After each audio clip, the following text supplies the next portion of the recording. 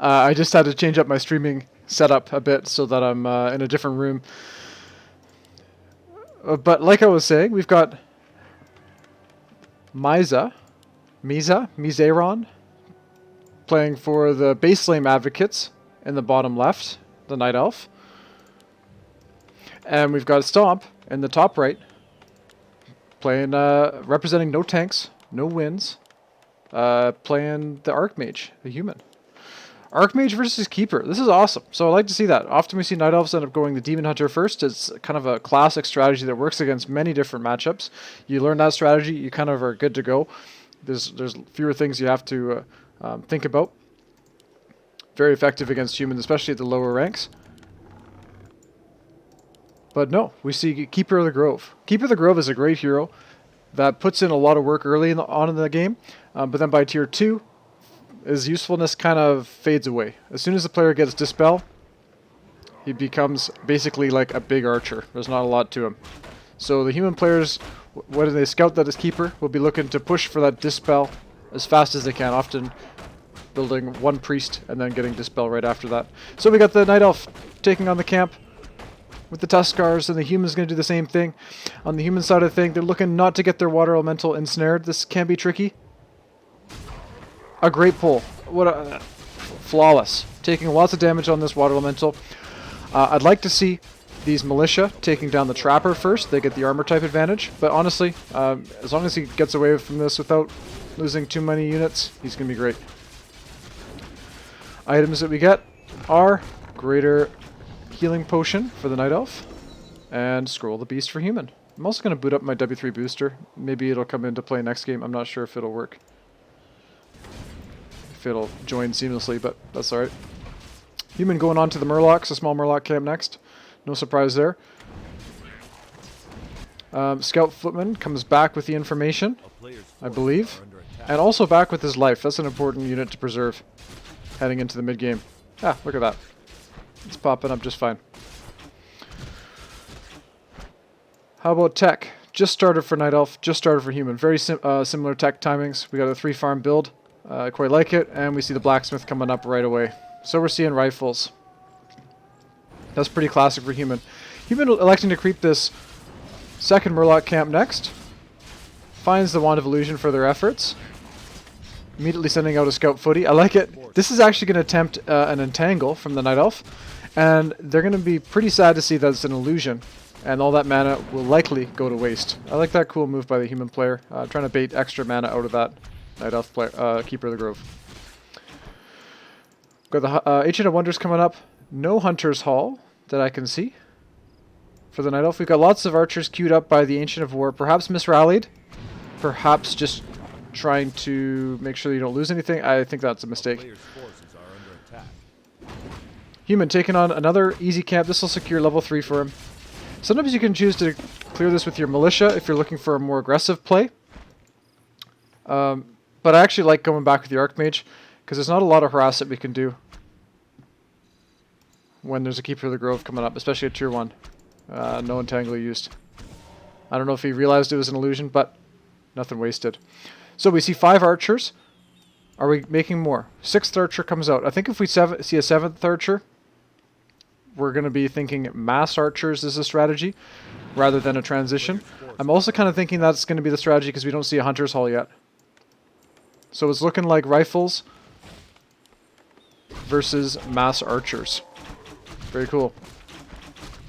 Replenishment potion for the Demon Hunter, or for the Keeper of the Grove, gets level 3. Archmage found the ring. Keeper found the gloves. So pretty tame game in the early for both players. No big interactions. Archmage choosing not to harass. Same with the Keeper as well. Both just trying to get to level 3. Solidify their early game presence. Archmage here scouting for an expansion, which is an option for that Keeper. Throwing down that first Arcane Sanctum and taking the Peasant to power build it. I like it. We got to get that Sanctum up as fast as possible to get that Dispel online. Keeper, though, looking for some harass potential. Jogging a Clarity. And heading into the base. And the Archmage finding 6 archers. And kind of turns around and says, nope, don't like that. Rifle's deep in the base, that's good. He's going to lose a peasant here. I believe this is first blood. Second peasant goes down. But we've got militia called. We've got riflemen coming. Human player deciding just to respond with units rather than... Thank you for the follow, Kinabra. We've got the first big kill here on the rifleman. That is huge. Being able to pick that off for the Keeper of the Grove, that's going to be significant heading into the mid-game. And going for the third peasant kill.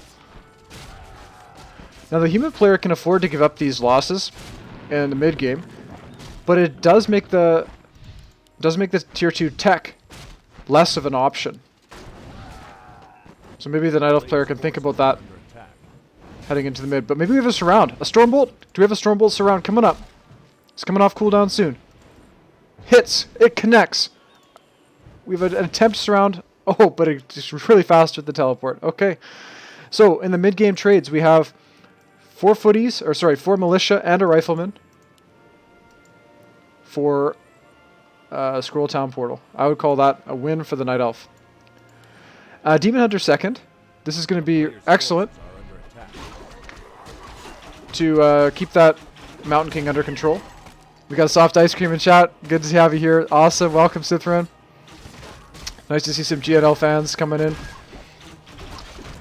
And the human player is stealing this middle camp. So these are some of the key strategic points on Northern Isles, is these middle camps. The rest of the map is symmetrical, but if the player can take down one of these unique camps and get this level 3 consumable, or level 3 permanent, the Sobi Mask, that can go a long way into giving the advantage towards that player. We'll see if this human player is going to be greedy, trying to get both camps without a scout on the Night Elf. This is a chance now for Miza to punish. Will he see it?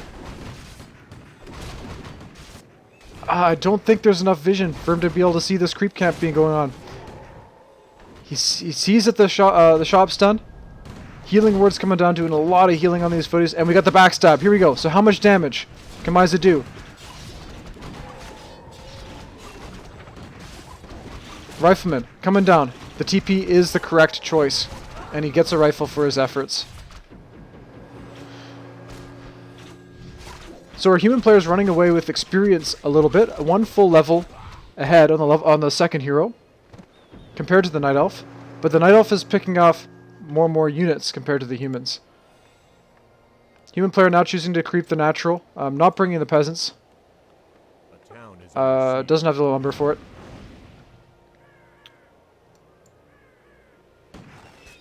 Many footies. We've got Adept Priests. So now this Keeper of the Grove is going to be rendered a little bit useless. We see lures coming up. 1 lure. Level 2 on the Demon Hunter. He finds Talisman Evasion. Feels kind of bad.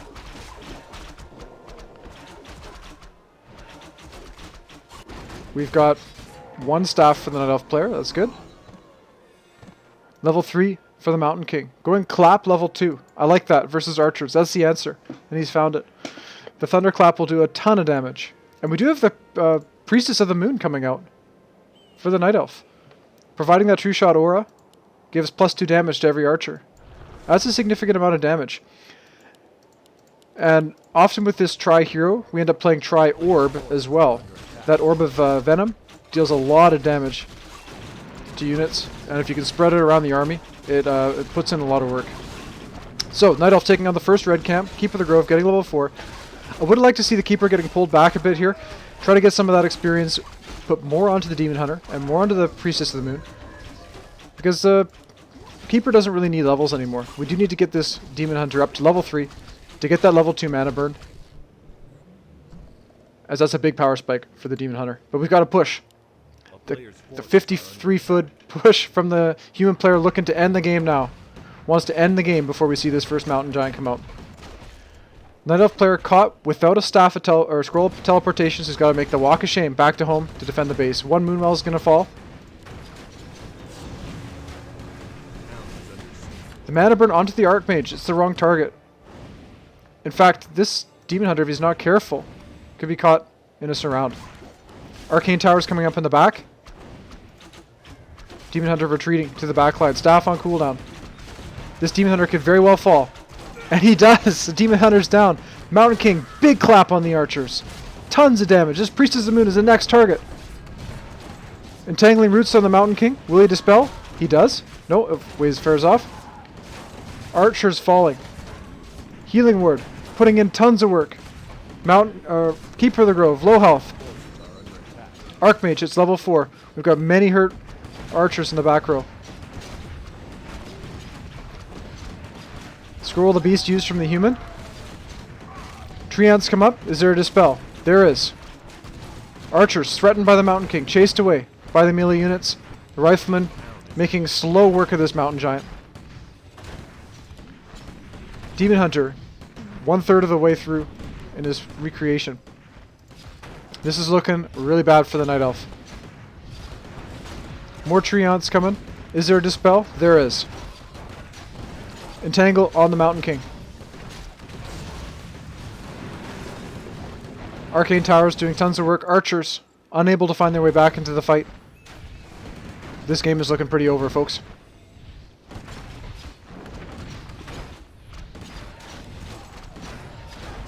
So the human player doing a great job showing the effectiveness of Dispel in this matchup versus the Keeper of the Grove.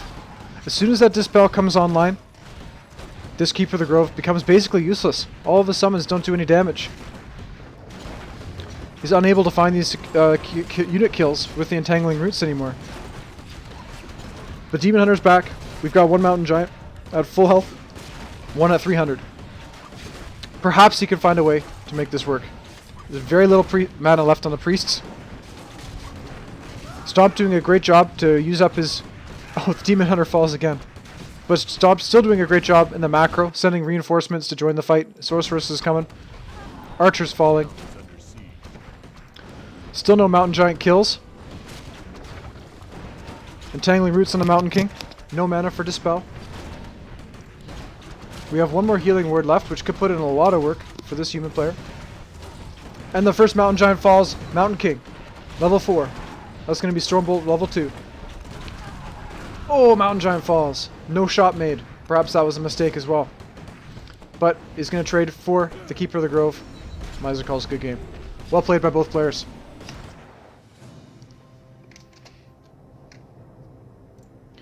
Wow, what a great series. Oh, sorry. Let's restart this app.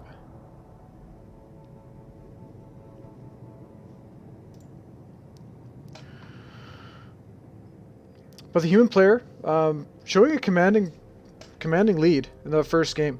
Understanding the creep route, understanding the power spike, when to push. The Night Elf just not able to get to that tier 3 and getting those Mountain Giants online for the army. Found himself on the defense for most of it. Let me just restart my camera app.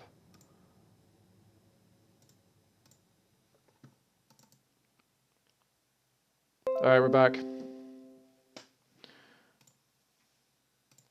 Sorry, folks. Bit of a technical glitch. So, the next game, we can check the gym channel here. I assume it's going to be a similar name.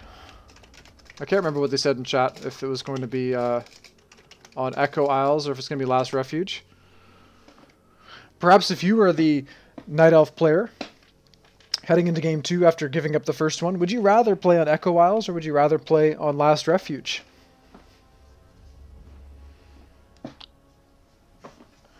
I'm not an expert on Night Elf myself, but I would imagine there's perhaps some cheese potential on Echo Isles. Or maybe there's a pocket strategy been worked on this week to kind of squeak out a win. Soft Ice Cream says Last Refuge would be their map of choice. Bad for humans. I feel you on that one too. It's hard to get level 3 on the Archmage on Last Refuge. Often I feel like as human I'm forced into a risky pull on the mercenary camp that can be scouted and punished with a skilled Night Elf player as they're doing that initial creep. But a cool thing about this week's games is that players have had a chance, and this season, is that players have had a chance to study just 3 maps. There's no bans. The maps have been decided before the players play. So they should have time to study creep routes, to study perhaps what the pros are doing at this on these maps at the highest level of gameplay, and really putting in some good work to make these games as entertaining as possible, and hopefully learning something along the way as well.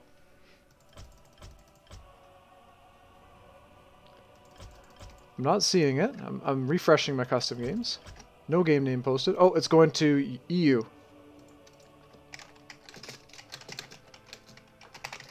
Got to restart the BattleNet. So when we've got these America EU hosting, perhaps ping plays a role in the outcome as well.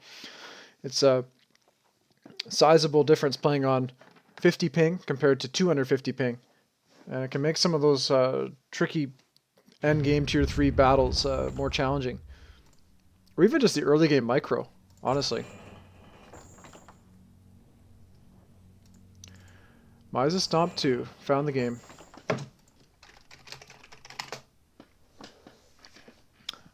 Reminding our players to take on their team colors. Echo Isles.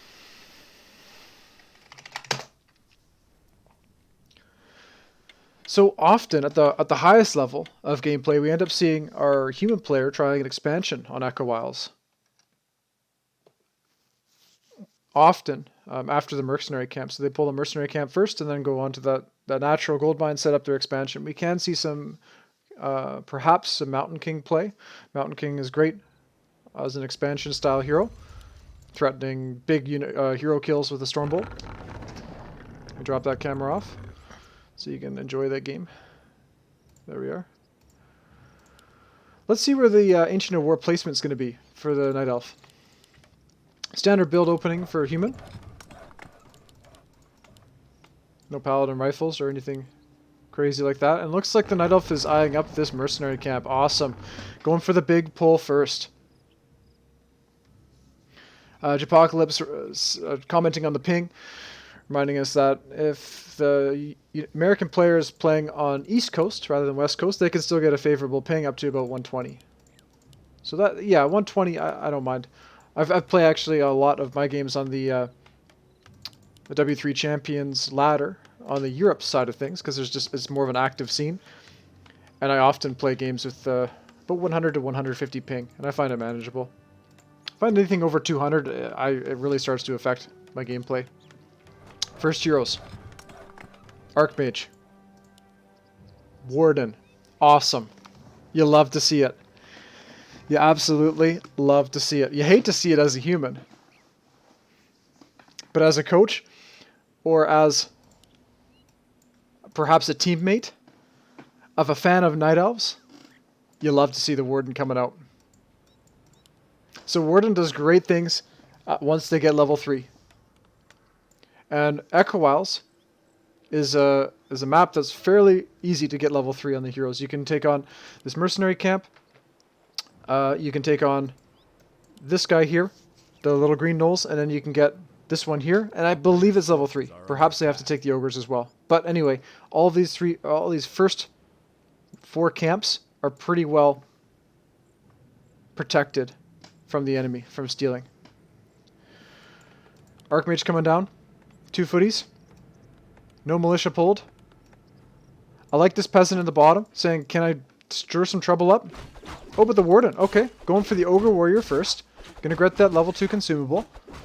Makes good sense. And we got many peasants coming down to start this fight. A little bit late perhaps in the militia pull. Not the end of the world. Alright, Archmage taking on the Merc camp. Warden taking some damage. But that's fine. We got Moon Juice to heal you back up. Finds the circlet. Human player here trying to make sure they don't lose any peasants. Don't take too much damage on the footies. Human player has not yet scouted that the opponent is playing Warden. I wonder how their game plan might shift to accommodate this. Oftentimes, when the human scouts Warden, the correct response, should be a healer hero. So often if you see Fan of Knives level 2, the tendency is to go Alchemist. Or if you see Shadow Strike level 2 and lots of unit and hero focus, you go Paladin for your second. When I'm playing as human, I often feel pressured And sometimes, depending on what it is, I'll just grab Alchemist because I need it to help contest that middle and sustain when I can't afford to wait the extra 40 seconds for the Paladin to come out. So this Warden's going to find level 3 as soon as they end up taking down this mercenary camp. Both players electing to tech. Night Elf quite a bit faster. We see a 3-farm tech, a scouting farm, giving a little bit of advance notice for that human player. Night Elf scouting this with a Wisp, sees there's no expansion, and does not hit the detonate. Little sloppy in the multitasking. I can understand it's a big creep camp, a lot of things to manage. Human can't afford to lose their Forest Troll Shadow Priest though. Taking a lot of damage in that one. Lightning Shield, damaging both units. Using this to help creep this a little bit faster. So in the early game, we see no interaction. Claws +9 in the Archmage, that's great. And we see the human player reaching level 3 a bit faster than the Night Elf. In exchange, the Night Elf gets a little bit faster tech. And this very dangerous Warden finding Crystal Ball. Looks like items are favoring the human significantly so far. Oh, does not get level 3 from the mercenary camp. My mistake. So human could find a big backstab here. This could be significant. If you can get a kill on this Forest Troll Shadow Priest, or force a teleport, this could be a really big turn for the human. Ooh, a Night Elf. Archer. Unable to Shadow Meld in time. Human's going to clean up the rest of this creep camp. He picked up this Forest Troll Berserker, which is great, does a lot of damage. And Night Elf escaping with minor losses.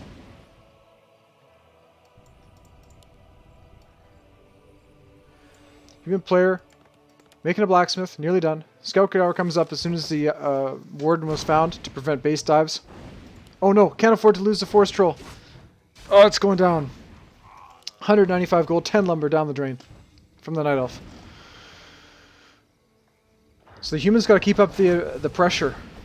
Cancelling the Moonwell is huge. Not even sure if they got the cancel on him. We see Fan going into the human line, but actually not doing too much damage. Second Archer falls. Second Fan doing lots. Forest Troll falls for the human. First Footy falls. Miza also buying a Shadow Priest to help do great damage against these footies. Water Elemental goes down, granting more experience for the Warden. So human player now ahead on supply, but the Night Elf ahead on experience. Naga Sea Witch purchased at the tavern for the Night Elf. This is going to help secure unit kills for that Night Elf.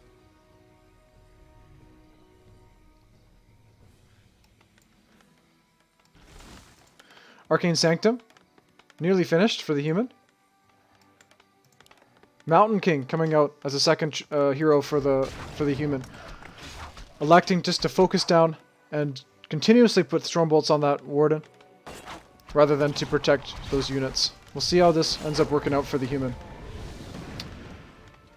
If this was a Paladin that came out... Oh, we may have a surround! We've got a teleport forced! Huge play! Huge play from Stomp. Big swing. Sending that Night Elf back to their base. And opening up some of this map for the human to creep. Perhaps they're going to take the Ogres. Perhaps they can even contest the marketplace. But this... So this is a trade-off that we saw. If the human had chosen the Paladin, we could have seen a Holy Light on the Berserker. But the Mountain King, showing the danger, showing its danger potential with that Stormbolt and the Warden, forcing that teleport.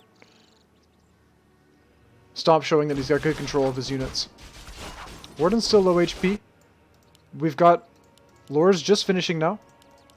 Are we going to see any Dryads or straight to Bears? One Dryad. 2 Dryads and Abolish.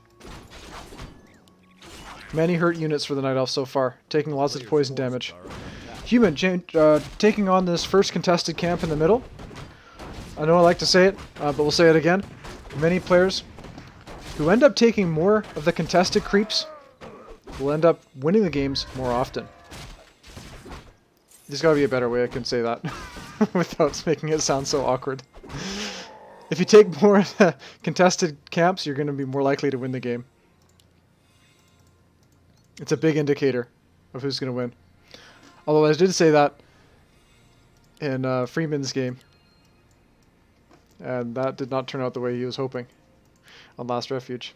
But anyway, we see a human scouting the expansion attempt from the Night Elf, taking on this marketplace.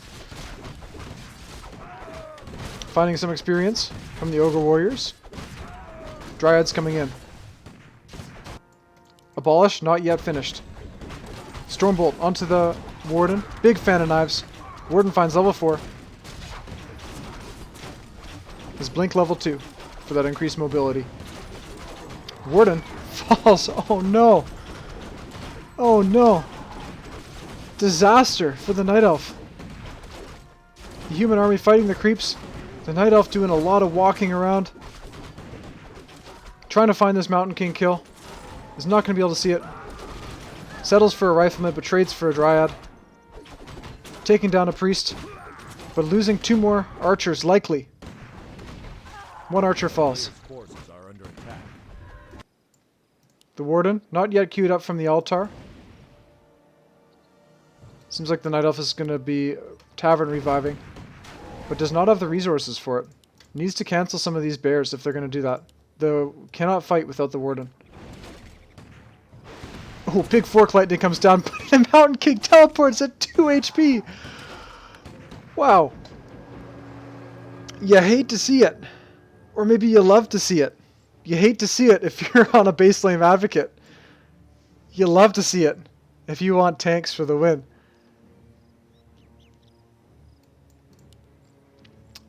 Slow to revive from the Tavern. No creeps left for the Sea Witch. Forced to sit in the base and lick their wounds.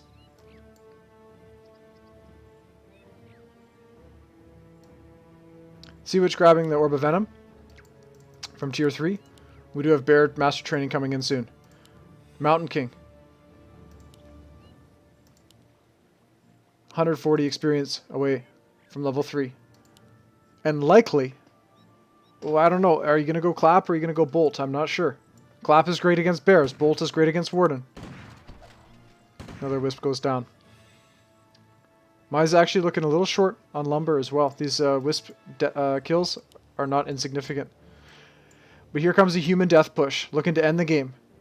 He's got 5 rifles, 5 militia called, and 2 priests. Miza stuck at 37 supply, and 2 bears, with just a 3rd bear coming out now. Wisps coming for repair. Big Stormbolt on the Sea Witch.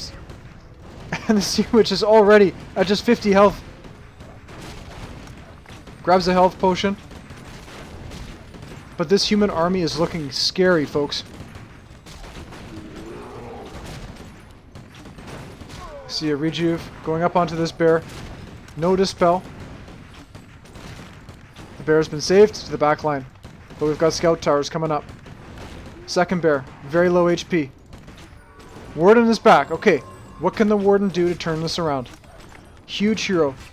Tons of unit potential for unit damage onto the units. She's got a mana potion as well to use.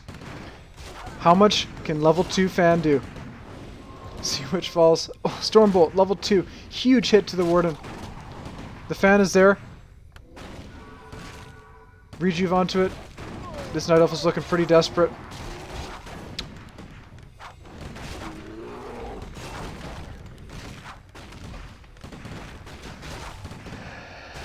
It's looking like it's a pretty tough push for the Night Elf player to hold here.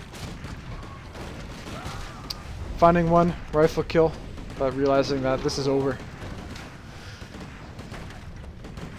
Good games. Well played by both players. So chat, do you like the Warden play? Do you like the Warden pick? Was that the right move? Perhaps that we could have found a bit more of a competitive game with a Demon Hunter. It's hard to know. That 50 food rifle push from the human is deadly. It's one of the hardest pushes in any of the matchups that we have in Warcraft 3 today to hold and defend against. Night Elves are just trying to find an answer. Miza could not. Stomp showing some great execution. I've got to put it up to him. The macro was on point. I like the Mountain King pick for second. Showing some great Stormbolt surrounds, tilting that early game in the favor of his own. Yeah, showing some great calls. Cool. Well, thanks for tuning in.